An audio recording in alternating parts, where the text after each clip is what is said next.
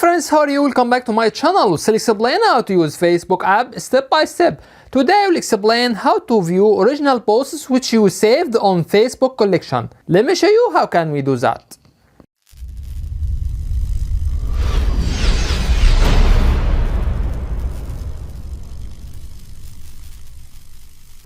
At first, tap on Facebook app icon. Then click on 3 horizontal lines which shown on top right. After that, press on Saved.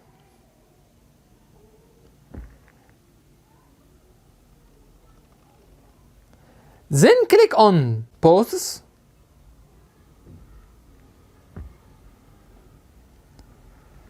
Click on 3 dot here.